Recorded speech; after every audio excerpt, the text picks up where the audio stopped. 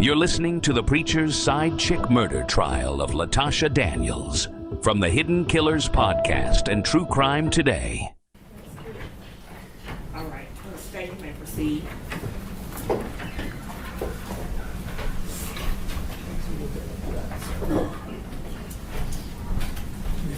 Just stand right here, face the judge. Raise your right hand, please. Do you swear affirm to tell the whole truth? All right, you may have a seat.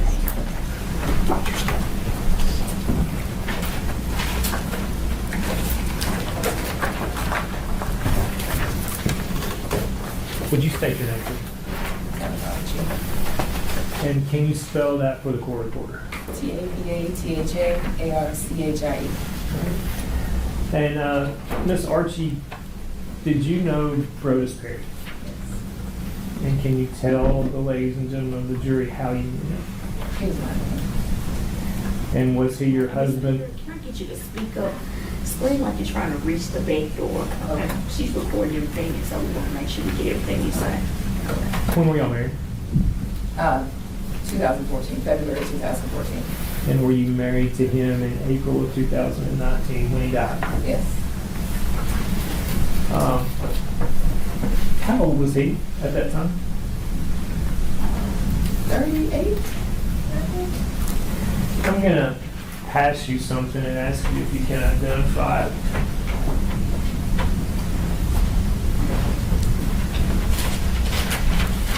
Can you identify that? Yeah, that's Brodes Perry.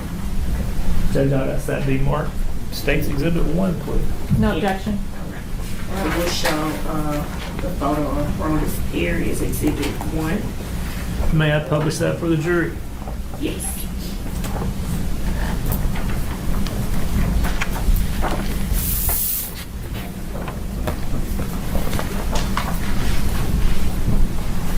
Is that the photo you used to identify?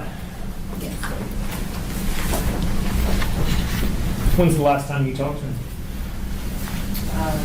April 4th, April 4th, 2019. 2019. And that's the day he died. Correct. Were you there when that happened? Yes. Where were y'all living at the time? Collierville, Tennessee.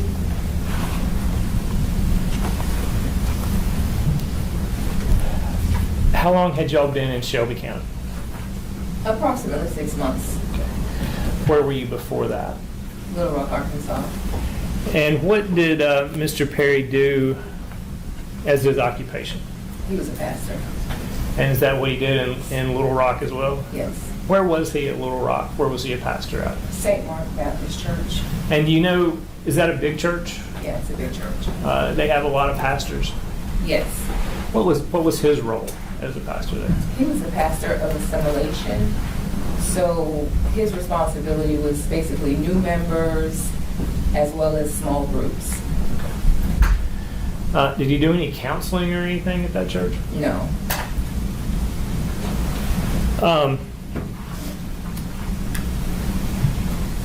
I want to take you specifically to April 4th of 2019. And that night, 9 or 10 o'clock at night, where were you? I was home. And was Brodes there with you? No, he's not. Did you have a visitor? I did. Was it an expected visitor or an unexpected visitor? Unexpected. Kind of tell me how that went. I heard a knock at the door. So me and the dog went to the door. I didn't see anyone. Well, the people was covered. And so I thought it was Brodes just playing around. So I said something like, I'm not going to open the door if I can't see anyone. So I went and sat back down. And I heard a knock again. So I went back to the door. And I peeked out the door. And I saw like a lock, like swinging. And I was like, Tasha, is that you? And she, nodded, yeah. So I was like, okay, let me put the dog up. I went and put the dog up. And then I came back and opened the door. Okay. So you knew Latoshia Daniels. Yes. Is she in the courtroom today? Yes. Can you point her out for us, please? Right there. What color shirt she wearing? Blue. Light blue or dark blue? Light blue. For the record, Judge, she's identified the defendant. Will let the record reflect the defendant has been identified. How would you describe your relationship with the defendant? Friendly. Okay. You knew her, you may have said this, where did you know her from? I knew her from church In Memphis or Little Rock? in Little Rock. Did y'all do other things together outside of church? I would say from maybe July to October, we played tennis together like once a month. I went to a couple dance classes. I think she had a former client who taught dance, so I went to a couple dance classes, or my life group would go with her life group to a couple dance classes. So it was somebody you knew from church, somebody you knew from some events at church, somebody you played tennis with occasionally. So you knew her fairly well. Would you say that? Yeah.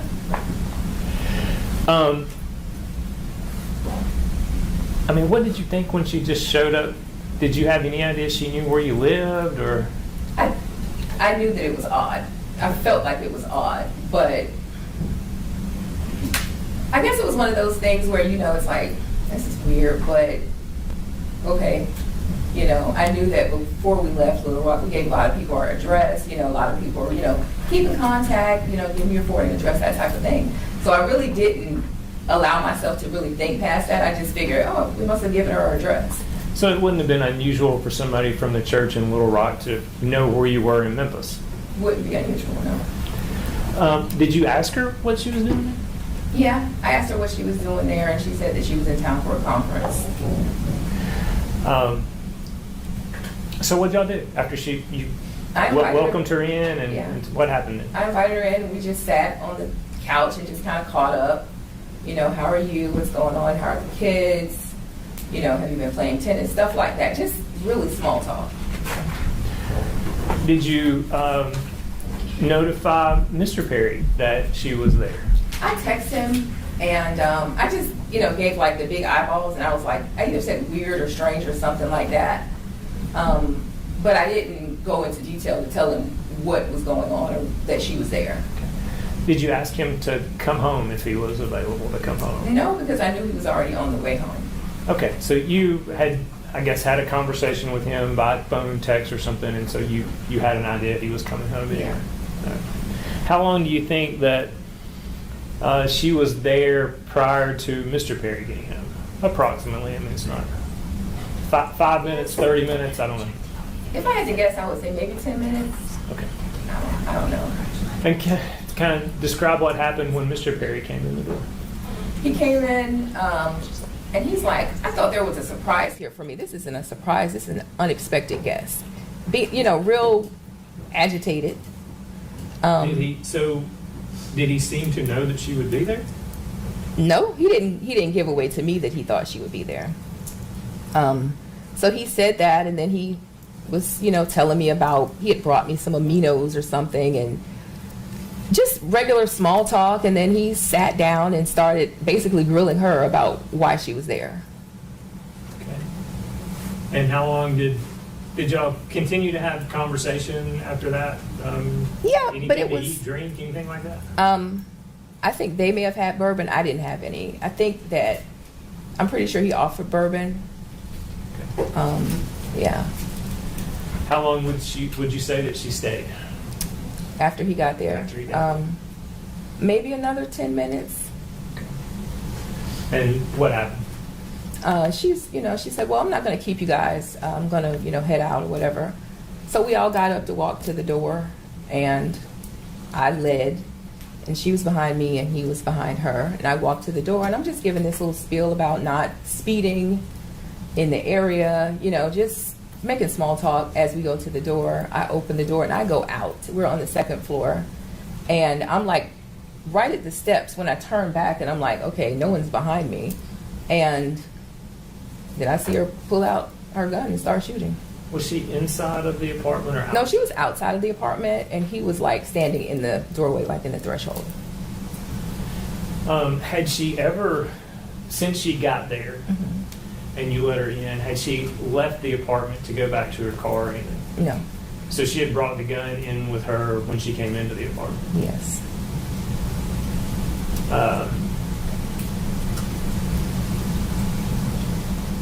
So once you pulled the gun out, what happened next?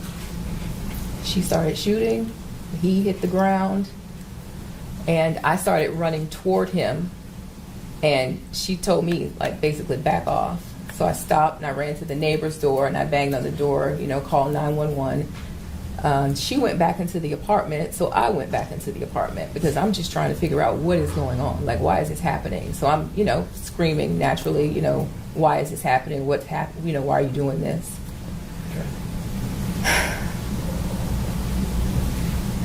So do you think your neighbor called 911 at that point? One of them did. Somebody called. When you got back into the apartment, did the defendant still have the gun in her hand? Yes. And what was going on then? I guess at that point, I'm basically pleading, like, what's happening? Why are you doing this? Please leave. And she's, kind of pacing a little bit, with the gun. At some point, the gun was reloaded. So she fired until she ran out of bullets?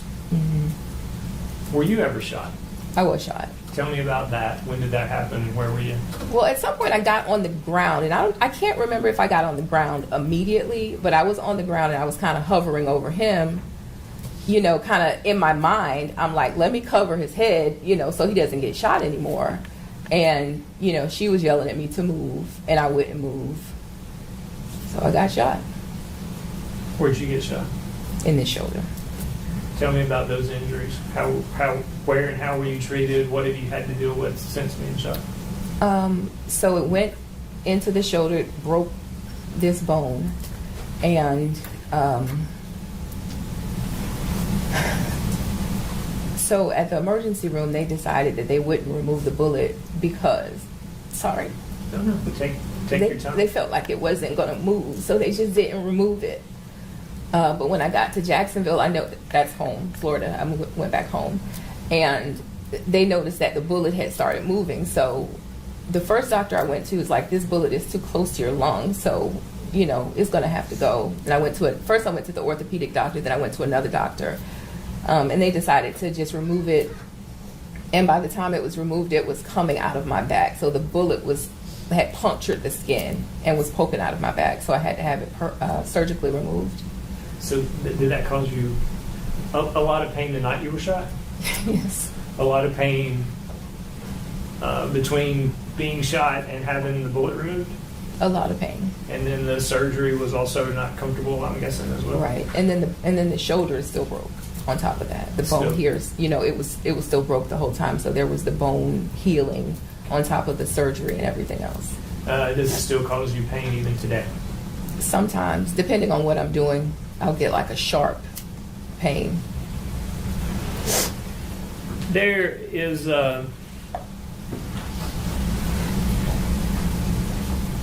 we've talked about this since, but, and I don't know, do you dispute the fact that Mr. Perry and the defendant were involved in a extramarital affair at the time this happened? I don't now, no. Prior to Mr. Perry's death, did you have any idea that the defendant and Mr. Perry were involved in any kind of an inappropriate relationship? No. Did Mr. Perry at any time have any conversation with you about he would like to have a relationship with Latoshia Daniels? No. Did he at any time have a conversation with you about he wanted to have a relationship with anyone other than you, a sexual relationship with anyone other than you? One time he told me about a book that he wanted me to read. Right. That was about the extent of it. Is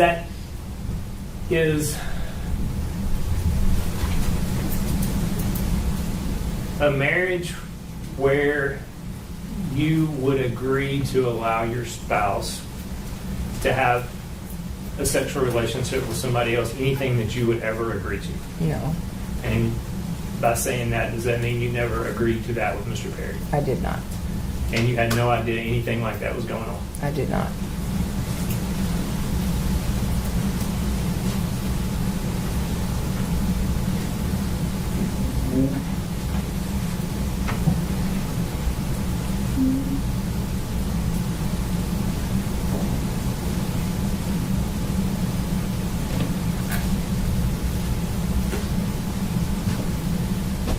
When you were on the ground trying to protect Mr. Perry, and I think you testified to this, I just want to make sure I heard you correctly. Did you say that the defendant was telling you to move? Yes. And you refused to move? Yes. And that's when you were shot? Correct.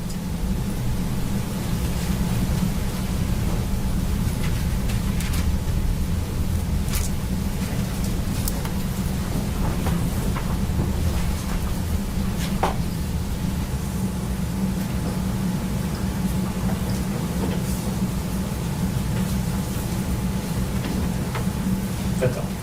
Cross-examination? Yes, Your Honor. May I have just a moment to get text situated? Yes. Thank you.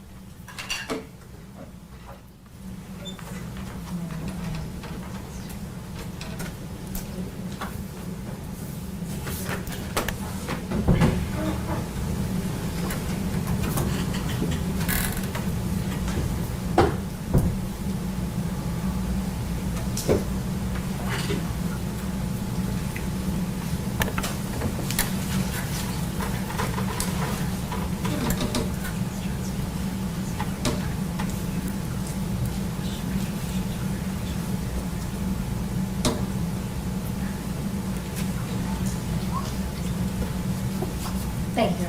You're welcome. Ms. Archie, please, I apologize if I defer to Perry because that was just what I've known you as. Please feel free to correct me, okay?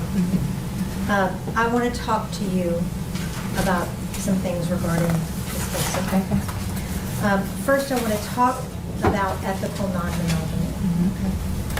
When you were on direct, you told Mr. McAlvin that there was a book he wanted you to read. That book was called The Ethical Slut. I guess. I don't think I ever considered it enough to know the name, but I guess. And that was something that he was interested in and brought to your attention. Right. He told me about this book. Hey, I read this book. I think you should read it. Did he tell you what it was about? I think I've gathered what it was about, yeah. What did you gather it was about? I gathered that it was about people who are in open marriages. And is that something that you were interested in? No. Now, there was an ethical non-monogamy group that Brodes was in, right? His book club? Right, apparently so. And did you know about the chat group that he had with 2 other women regarding that book? Not at the time. This is something I learned about maybe 2 years after his death. I knew that he was in a book club. I didn't know what kind of book club it was. To know Brodes, to know is that he's very, very much a nerd. I would say after he died, I probably gave away 1,000 books. So to say I'm in a book club didn't seem out of the ordinary to me. So, did you know that he was on this, and this was on the Marco Polo app that he was talking to these women, right? Did you know that he was talking to people on that app? I did know because I asked him, why are you always on this app? And he said, well, I'm in that book club, and instead of constantly typing back and forth, we just get on the video and chat about the books that we're reading. And you saw him on there a lot? Like, when you log on, you can see who else is on. So I'm like, why are you always on the app? Did Brodes ever talk to you about bringing a watcher into your relationship? No. Did he ever talk to you about Ms. Daniels being a watcher in your relationship? No. Did he ever talk to you about wanting to have a girlfriend outside of having you as his wife? No. Did you select Ms. Daniels for Brodes to have a relationship? No. I'd like to show you some videos, okay? And it will be clips mostly. And then I'm going to ask you some questions about those clips, okay?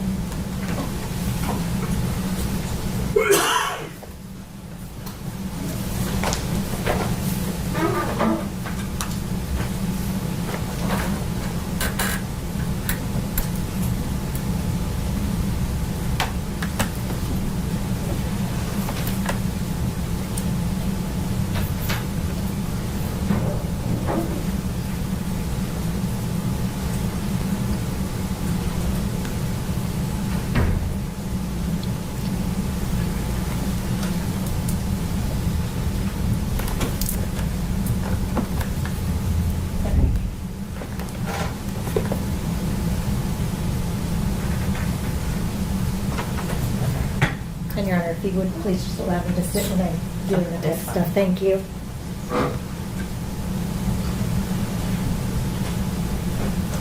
Well, I am at a place now where I want to expand this ethical non-monogamy, and I'm just, your opinion matters to me because we are in this relationship. But at the same time, like I said from the outset, I want to be respectful, but I also want to let you know that,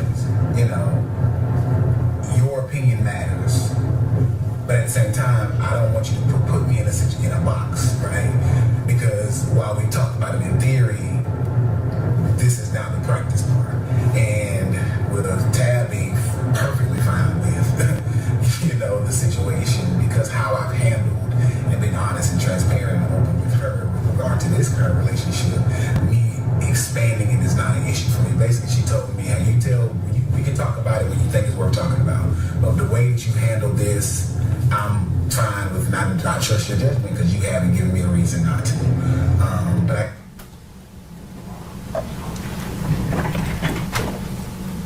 So this clip is him talking about Latasha not being okay with the ethical non-monogamy, and you being perfectly on board with it. Was that true? No. Did you believe that Brodes was being open and transparent and honest with you about his relationship with Latasha? What relationship? He wasn't being open with you about his relationship with Latasha, right? That there was a relationship at all. Right. He was not transparent about that. There was nothing, to my knowledge, there was no relationship. And you never said because he was so open and honest and transparent with you with his relationship with Latasha that you were okay with him then adding another girlfriend? No. That didn't ever happen? No.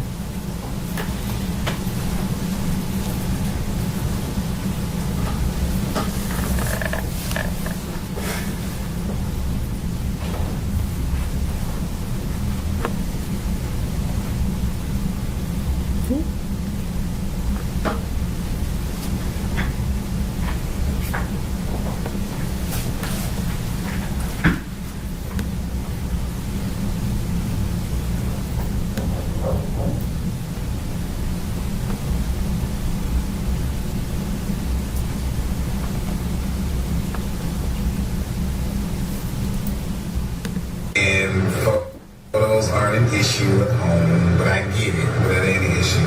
I have been though, so if we're talking, let's switch subject and get a little more serious. For me, our agreements have been simple, right?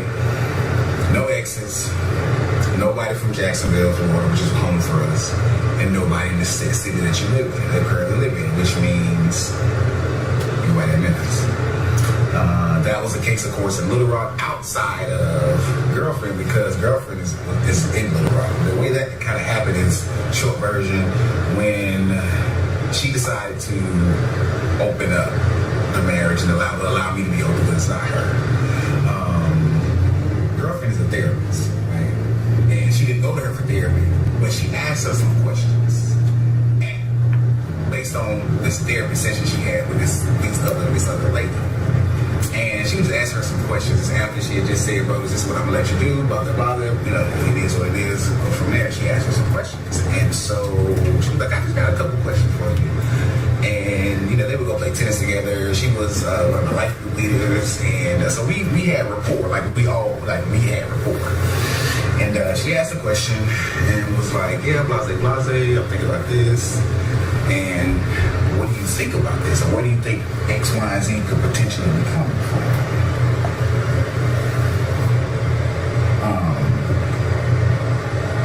And I'm sorry, I'm looking to see who was in the cigar lounge because this is not what I really frequent that often. So I'm kind of careful about who potentially is in here because I don't want to pass. You know, I really want to go in and go chill in the back, but I'm not a member. But yeah, I'm trying to debate go in there now. But anyway, so the next thing that she shared with her was, you know my husband like you, right? Well, he thinks you're attractive. And she was like, what? He's like, yeah, I know what he likes, and he thinks you're attractive.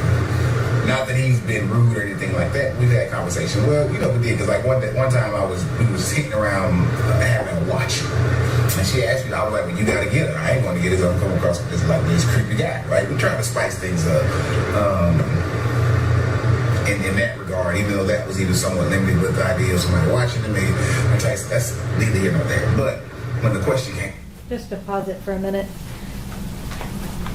In your relationship with Brodes, did you make those rules up? No. So that was not true. Not true. Were you the one who initiated the conversation about Latasha? No.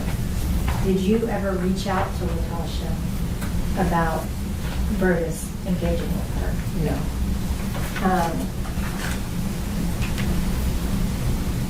Did he ever talk to you about wanting a watcher, as he described here? No. Did you ever agree to having a watcher, as he discussed here? No. came up, it was her right there. She asked, well, who would you want? And that was the first thing I said. She said, I know you like her. How could I know about it? So anyway, so she said, like you know, blah, blah, blah. And she said, well, if you were interested, just know, I'm not saying that you are, but I'm also saying I've given him this X, Y, and Z, and he may come your way. And she did. But she thought, okay, cool. So we had a conversation. And after that, that's when the whole nobody in the city thing came up. It was more like, I'll give you a pass with her because I essentially gave you the alley. But nobody. So I'm trying to figure this. So fast forward, I said a whole lot of shit, right? I'm trying to get to where I'm going. So I've been thinking about the past couple weeks in terms of expanding, my ethical non-monogamy. Just kind of, so my wife, her and I, we were chatting the other day. I was like, well, baby, I got a couple questions. I'm just curious, She knows about the group, everything like that. So I was like, when do you want to... Just to ask a couple questions real quick. Did you ever have that conversation that he talks about with Latasha? No. Did you ever have that conversation that he talks about with him? No. Did you ever give him the XYZ that he was talking about? No. Did you ever give him a pass for Latasha? No. Did he ever talk to you about further expanding ethical monogamy in your relationship? No. No. Like, when do you want to know that there's someone who has my interest or someone who I would like to pursue? Do you want to know the moment that I feel like it's more than just banter? Do you want to know at the moment that I would like to begin to banter? Do you want to know once I feel like it might be a thing beyond banter? Or what? Because this is kind of new for us, right? Because, girlfriend, Tasha, that's easy. That's been 2 years. That's been it for the most part. Outside of me going, that's out my birthday. But it's kind of been easy in that regard. So just trying to figure out what does that look like. So just kind of really thinking through where I am with that, right? Where in terms of those. So there's a lot of newness. I kind of said that just to say that there's still a lot of newness even in this ethical non-monogamy that I'm wrestling with. And it's fun, right? It's fun, it's interesting, it's causing us to communicate in the chat and really talk again about different things that we've kind of, in a real sense, have been settled to some degree. But realizing that in this ethical non-monogamy, we got to keep things in pencil and not pen. You know, some things are in pencil pen, right? There's some hard news, but I got to be flexible in terms of what that looks like. So that's why I know you talking about being sprung and giddy and all that stuff. I think because that those flutters or those emotions, right, or those initial thoughts are all kind of new and very much new because this person is brand new. Like, I don't know Sheree, right? I knew Tasha. That was different. There was some level of familiarity there. And that's typically how I've always engaged women, right? With some level of familiarity. I cannot, whether being in the same class together in terms of college or something like that, I've never kind of quote-unquote cold called anyone, you know, if that makes sense. Because I'm not, you know, I don't think I'm that guy. So, yeah. Thanks for coming to my TED Talk. I don't know if I'm going to go in here. Now I'm thinking, how far would we go downtown? Because I'm like, there's a lot of folk in there. I don't know if I trust who's in that room right now. Shit. Memphis need to do better with smoking houses, cigar houses.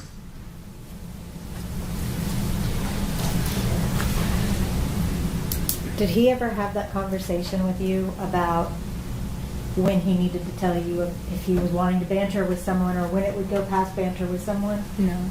That never happened? No. Did he ever, did you hear him reference going out of town on his birthday? I thought I heard that. Did he ever tell you about a threesome out of town on his birthday? No. Did you hear him mention the name Cherie? I did hear that. Do you know who Cherie is? I don't believe so. Did y'all ever talk about how ethical non-monogamy could make your relationship better? No. None of that ever happened? No.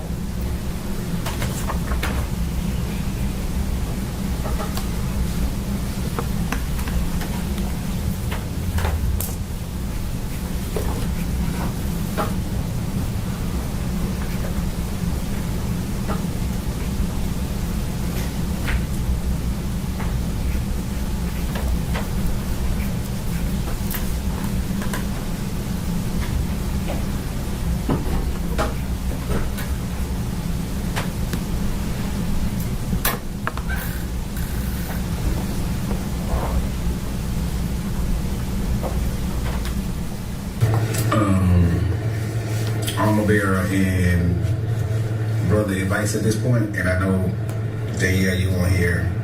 Michelle probably doing something else, but so I want to talk to y'all about my new friend, right? The one who I kicked everybody to the curb on. So she hit me today with a boss moves and asked that I want to hook up next week. After she gets back from being out of town, that threw me the fuck off. Like, wow. Like, so she gets back on Friday. She was like, hey, we hang out Friday and Saturday. My only concern is that she is waiting a callback for an interview for a process. And she said it may be next Saturday, right? And I know that she would leave, of course, for that. And given if I'm going to Atlanta, she's about 100 miles away, she would ditch me, right? Like, I would force her, say, go, and ditch me, right? But I just don't know. I want to put myself in a situation where potentially we may not be able to hang out in that regard because she got this other stuff that she's worried about. But I am, like, high-key shocked and, like, super, like, blushed about it, because like it just kind of came out of nowhere. Like, we were talking about other stuff and it was like, hey, what about, it's like, oh, okay, I'm with you. You wasn't expecting to see that while I was in my speech contest. I was just a counter, so it don't matter, I went through that. But I don't know what to do. I think a couple of things, right? So I live in this other tension. So that means furthering the conversation, right, with the wife, which she's in a good place about that. I think I talked to you about it, and you haven't updated Shell about it. Just in terms of girlfriend who's not taking it as well, I guess. But at the end of the day, I told her, you know, you gotta recognize this is about me, this is about you, and it doesn't make sense for my wife to allow me to be open with my girlfriend has an issue. Like, so she's kind of chewing that, because I think in theory we've talked about this day coming, right? But it's never been a reality, right? So I think that she's wrestling with the reality. I think that your ideas, your thoughts yesterday was so, like, it hit me like a ton of bricks, because I never thought about it like that. But that made so much sense. And it's not that I want to be disrespectful, it's not that I don't want to be ethical, but I do wrestle with that. And I just kind of talking to your perspective about what you saw, but I was like, I think that could be what this is, in terms of treating this like an infidelity kind of relationship on purpose with permission versus an additional partner scenario. So I feel that. But y'all, she asked me to hook up with her.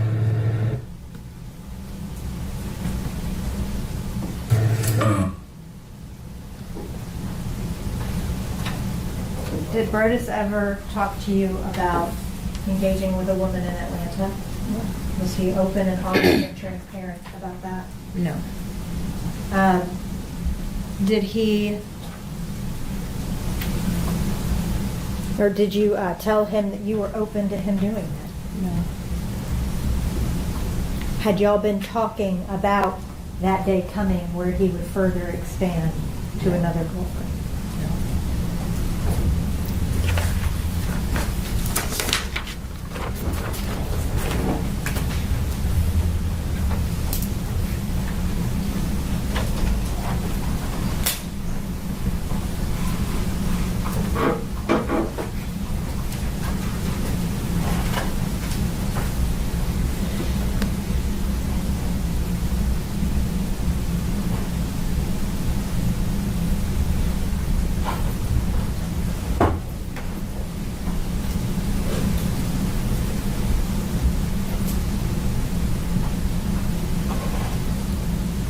We're close. When we were in Little Rock, she lives in Little Rock, so we're in Memphis now. I mean, it's only 2 hours away, but yes, we were in Little Rock, so we were literally that, because it was at that point. Wife was like, "Yeah, nobody at home. Like, this is an exception," because I kind of threw you that, but no, you ain't dealing with nobody at home. Like, that was Jacksonville, so our hard nose, and no Jacksonville, which is hometown for us, no exes, and no place in your current city. Those are the hard no's, right? She got an exception because it was there that she realized, well, yeah, I don't think I want him to be dealing with all these people, all these women, and no doubt these women would be in the church, because that's all we do is kind of hang around, or in the community or close enough. So it was kind of one of those things.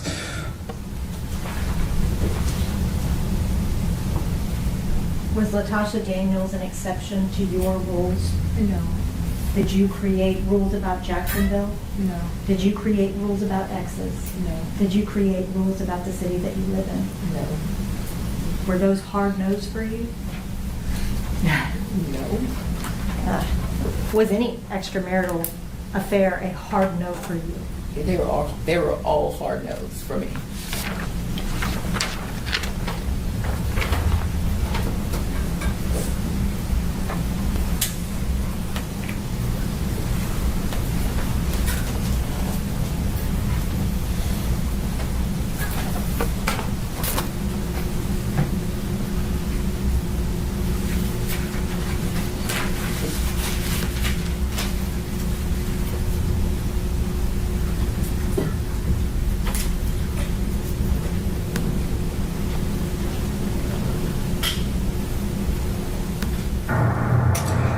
Before I can say a word, she hits me with, "I'm sorry." I'm like, "Sorry for what?"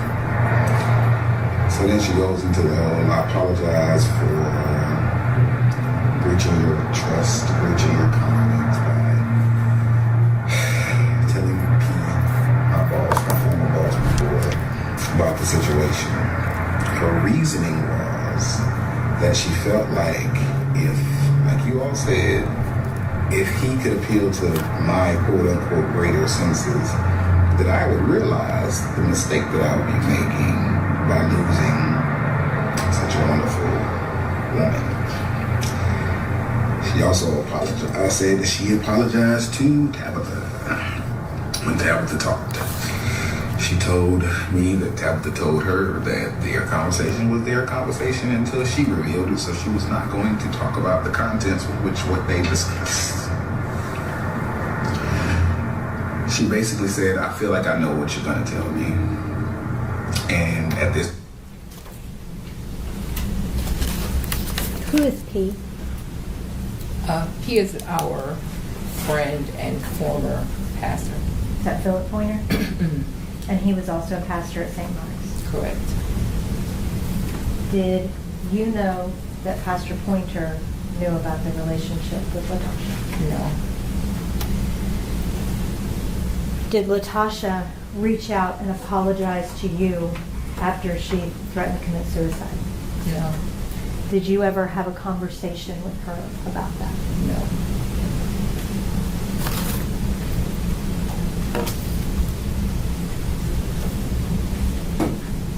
Throughout all of those videos,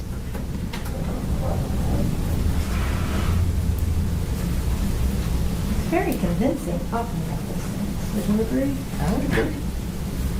And none of it was true. No. I want to talk to you about your relationship with Brodes, okay? Okay. Y'all were married for about 5 years. How long did you date before you got married? About a year. You were a second wife. Correct. And at no point during your relationship, with you at least, did he discuss this watchers or non-monogamy? No.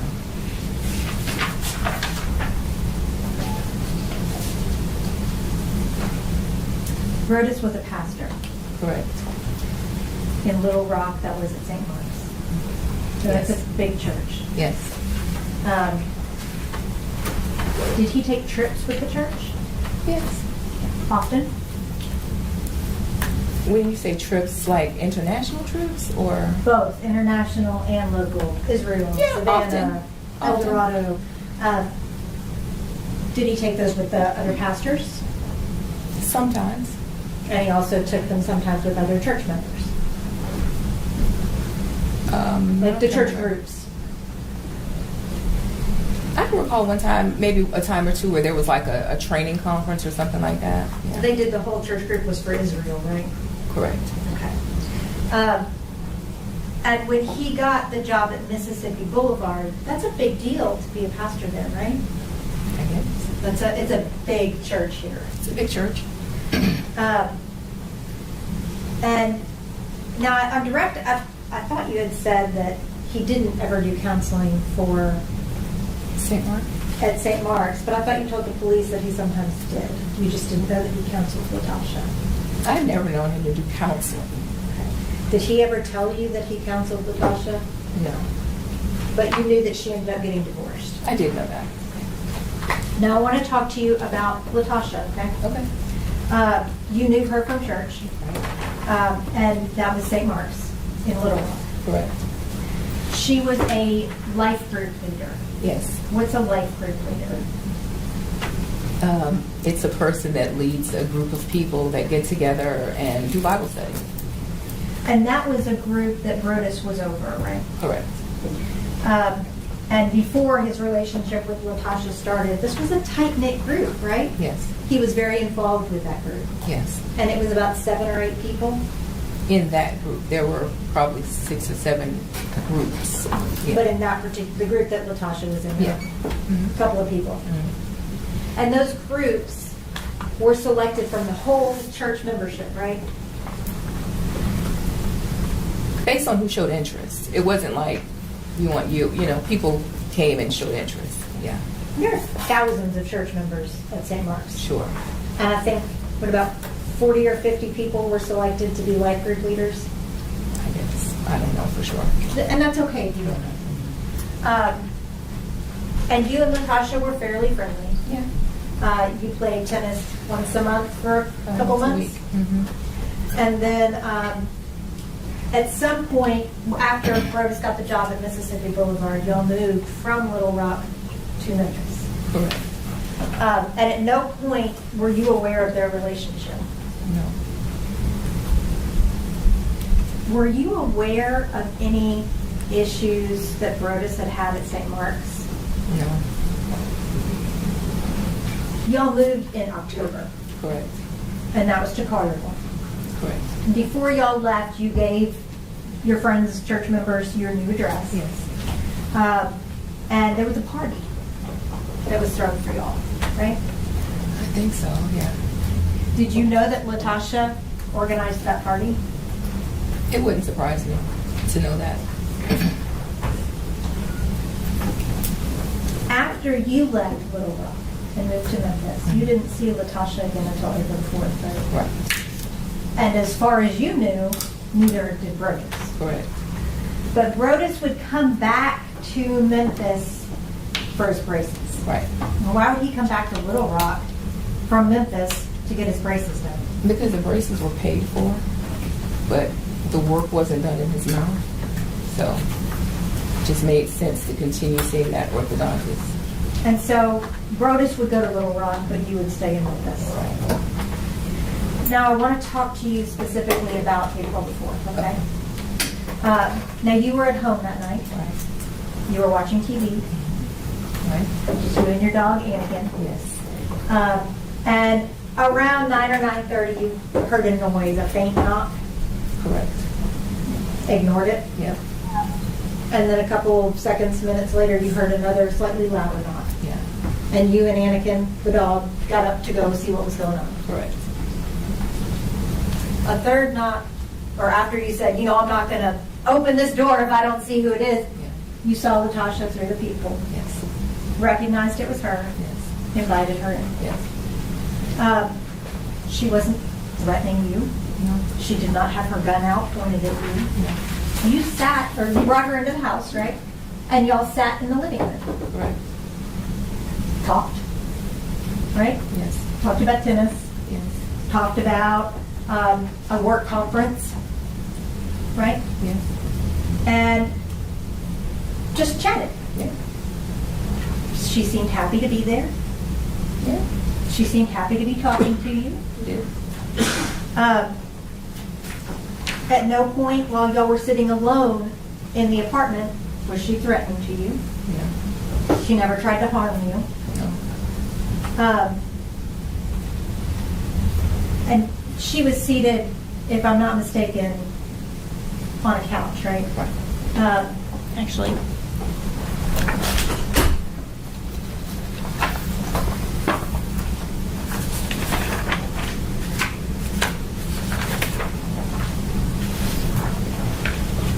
Your Honor, may I approach the witness? Yes.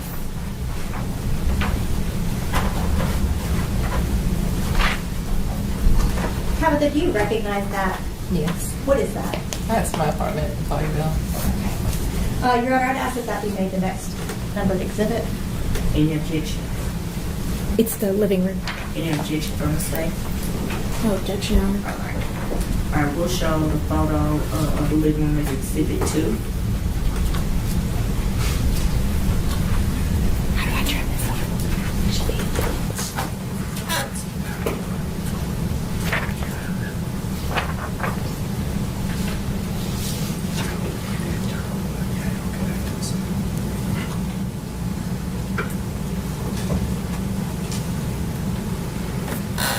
Your Honor, if I may publish this to the jury. Yes.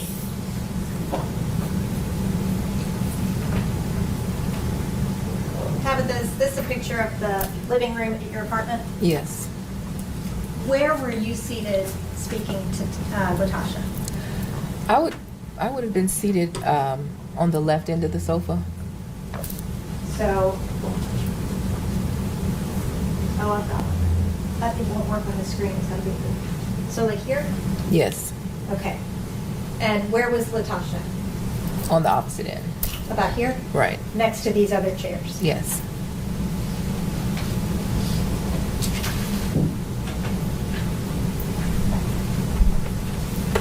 Brodes was not home yet, right? Right. He had gone to Pastor Pointer's to run an errand. No, when he I'm got sorry, off. Pastor Turner. Right. Well, he got off work. He went to the cigar bar. And then from the cigar bar, he told me he had to go drop something off at Jason's house. So he went and dropped something off, and then he came home. He likes cigars. Yes. At Thursday nights, he'd go to the cigar bar, right? More than Thursday nights, but yeah. But that was one of his nights, Okay. right? So you texted him when Latasha was there. Didn't tell him that she was there, but Right. texted him and just said, "This is strange." Yeah. And you said that it seemed a little odd, but she was happy to be there, happy to be talking to you. Yes. Up to this point on April the 4th of 2019, Brodes had never told you that he ventured outside of your marriage, had he? No. And you had never sanctioned that. No. He never told you that he had been involved in a 2-year relationship with Latasha. No. He never told you that y'all would be sister wives. No. He never told you that he promised Latasha that he would tell you. No. Did he tell you that he saw Latasha earlier that night before she came to your apartment? He did not. Did he tell you after he got there that he had seen Latasha earlier that night at the cigar lounge? No. He acted like he had no idea she was even in town when he walked in that door, right? Correct. And if he had seen her at that cigar lounge earlier that night, that would not have been true. Right? Correct. I want to talk to you about while you and Latasha were talking, okay? Mm-hmm. She never threatened you, right? No. Was never cross with you. No. And she engaged with you cordially. Yes. Seemed genuinely happy to be there. Yes. Now I want to talk to you about when Brodes arrived home, okay? Can you describe his demeanor when he walked in? Agitated. Did he immediately come in and offer the bourbon? No, not immediately. Okay. When did that happen? I would say once he kind of settled in, he had bags, he had things with him, so he set those down, told me that he had brought me these aminos. You know, he made the statement about this was an uninvited guest. And then I think that's when he started saying, you know, what are you doing here? Where are you staying? That whole bit. And at some point around there is when he offered, does anybody want a drink? After he made the drinks, he also sat down, right? Yes. And when we're looking at Exhibit 2, Brodes sat in this chair. I can't remember which chair he sat in, to be honest. That's okay. One of those chairs. And while he was seated in one of these chairs, Latasha was still seated here. Yes. Were you still seated over here? Yes.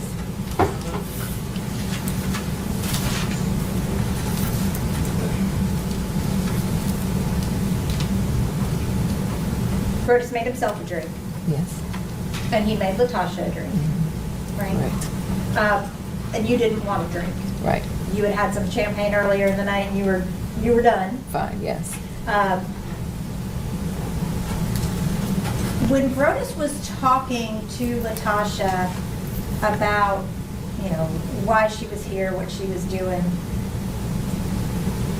he was kind of making small talk with her, right? It was, I guess you can call it that. It was like badgering almost. Yeah. He still seemed agitated. Yeah. At some point, did you notice that he kind of stopped talking to Latasha when we started engaging with you? I didn't. Your Honor, may I approach the witness?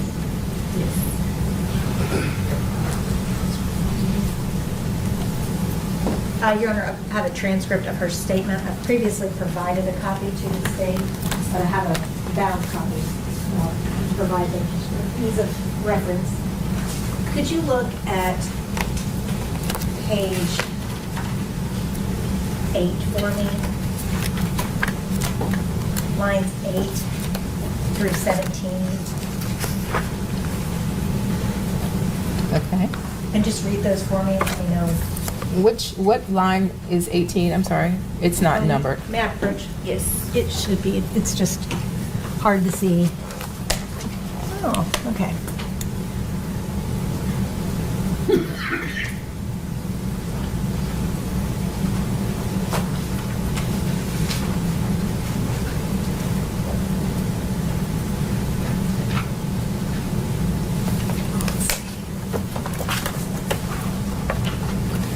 I don't know why yours don't have.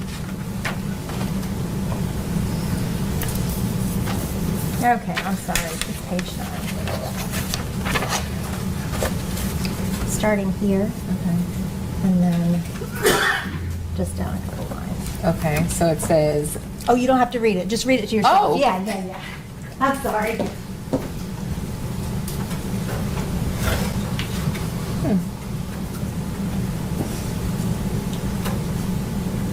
okay. Do you remember telling the police that he kind of stopped talking to her and started engaging only with you?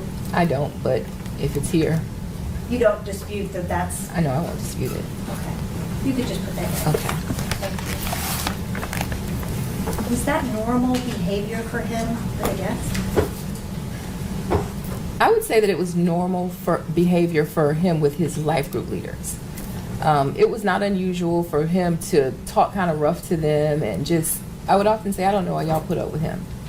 But it was usually just, that's just him, you know, kind of a good fun kind of way of roughhousing, so to speak.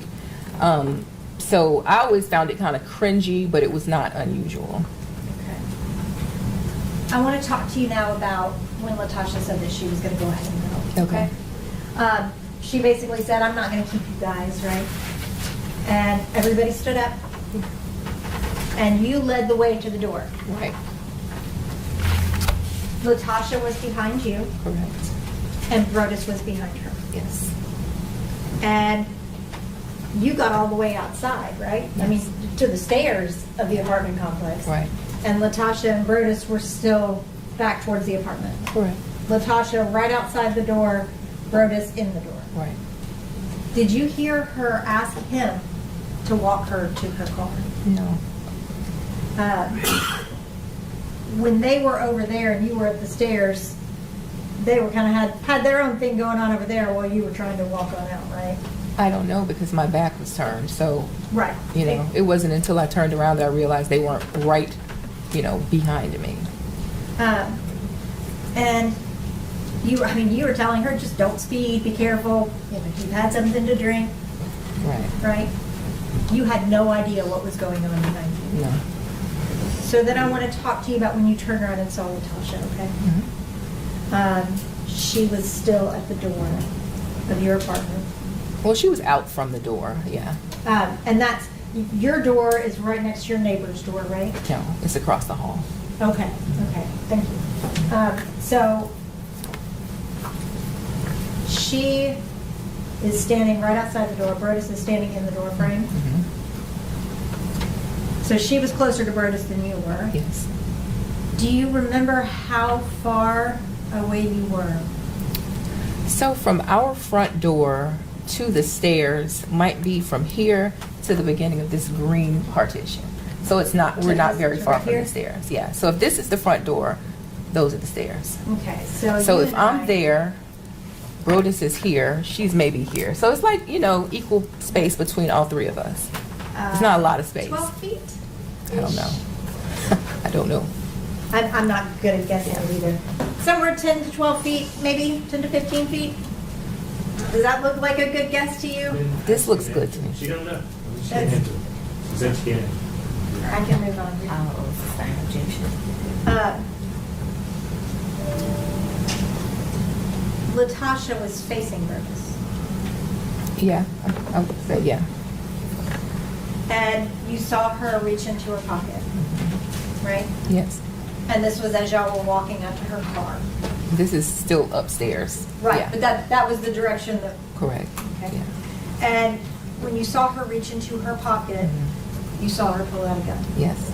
Now, prior to that moment, had you ever seen a gun? No.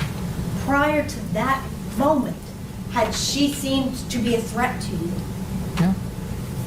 Prior to that moment, did you think you were in harm's way being with her? No. She started firing the gun Yes. towards Brodes.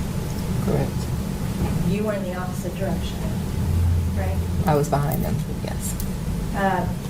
And you ran to your apartment or your neighbor's apartments, Right. right?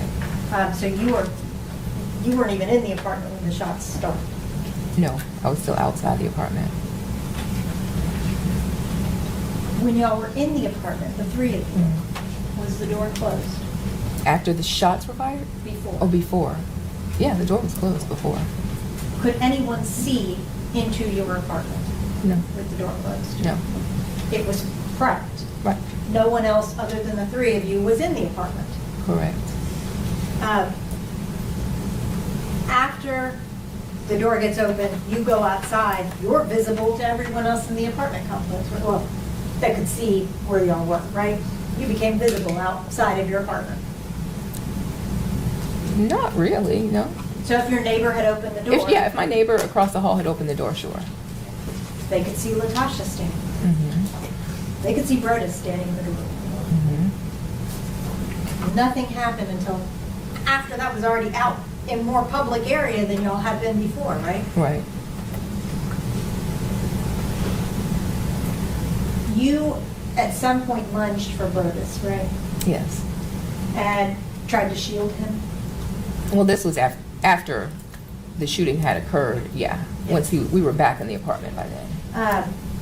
Prior to that point, prior to you trying to shield him, she had not fired any shots at you, right?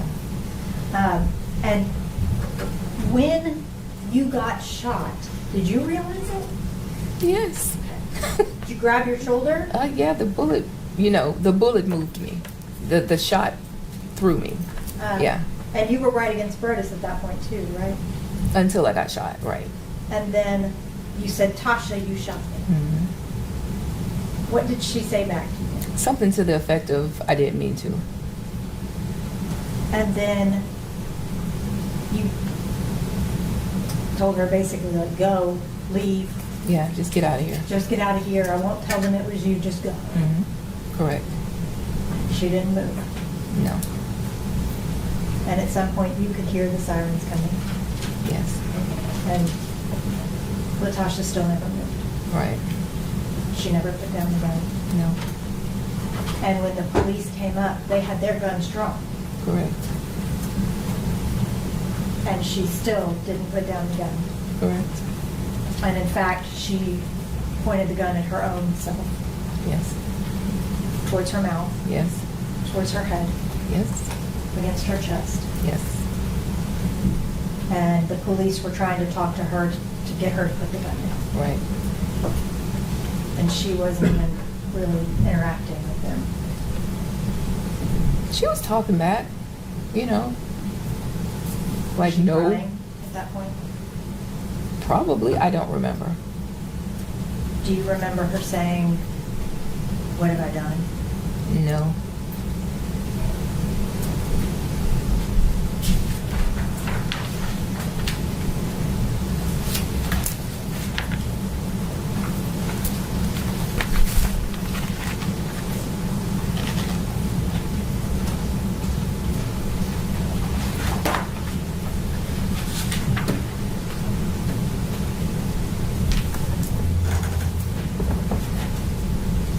May I approach her? Please. If you could just read right here. Right here, this paragraph. You don't have to read it out loud, just to yourself. Oh, okay. Did you tell the police that she said, "Oh, what have I done?" Yeah, it appears that I did. And this was taken the day, that next morning after this happened, right? Correct.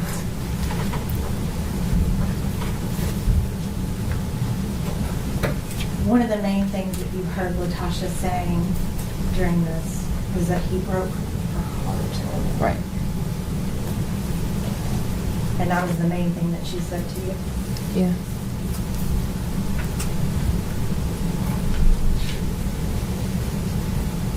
The gunshot wound that you suffered, you had to go to the hospital for? Yes. You were there for a couple hours, right? Yes. And you got released? Yes. You left the hospital? Yes. A couple hours later, you got a phone call, right? From? To come back to the hospital? No. No? No. The surgeon and the chaplain didn't call you to come back? No. I was still there when they told me that he died. Okay. So you left and came back? I never left. I never left. I was there all night.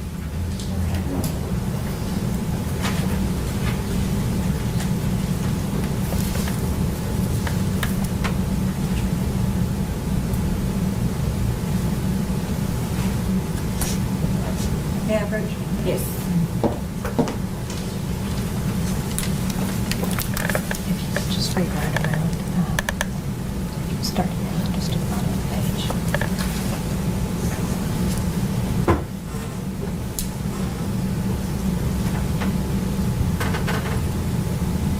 Oh no, this is the detective saying this is when he left. Keep reading now. Okay. I read a little out. Yeah, that was wrong. That's wrong because I didn't read the song was up when I left the hospital. Okay. So that's just, Yeah, that's just wrong. and this was a stressful night, right? A very traumatic event. Yeah. And you had no idea why any of this happened. Right.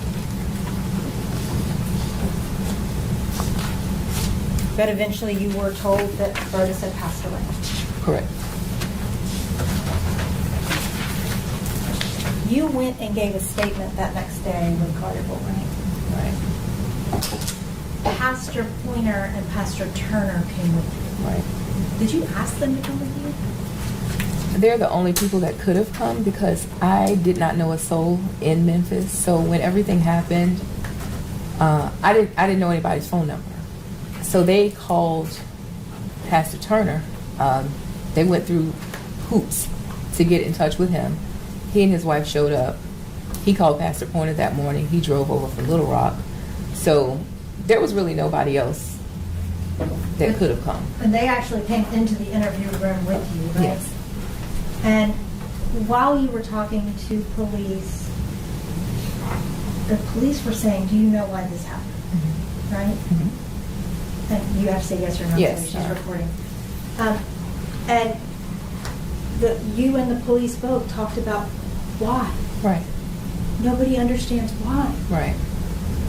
Did Pastor Pointer ever say, actually, I know that they were in a relationship? No. Did he ever tell you that before you went in? Objective. That's hearsay. I don't know what the purpose of it is. And it's not being offered for the truth of the matter asserted. It's being offered to show whether or not he provided that information. Your approach. Mr. Pointer, speak up about any information.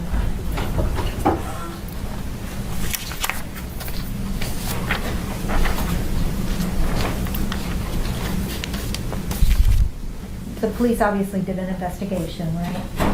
And during your statement, they kind of talked to you about things that they found in the investigation. One of the things that they found was Brodes' phone. Do you remember that? You don't remember them asking you about his passcode? Oh, yeah, I remember them asking about the passcode, yes. And you have a cell phone? Yes. Do a lot on your cell phone, right? It's a form of communication, right? Right. It's a calendar. Yes. It's a GPS tracker. Right? It's all of those things. It can be a wealth of information.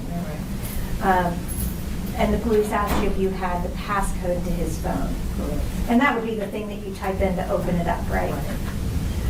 And you did not know the passcode to Brodes' phone. Correct. So they were not able to open it. Okay. Is that right? Correct. And so they gave you back his phone because they said, we can't use it. I don't know if they gave it to somebody. I don't have it to this day. I don't know.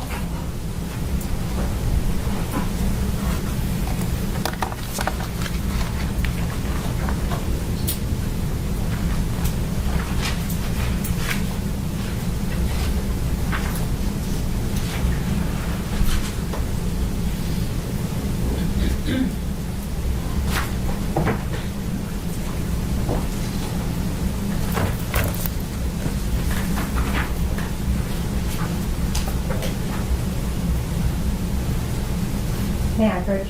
Yes. Do you remember the police having you go through, like giving you back your phone and initialing? Yes. If you will read right here.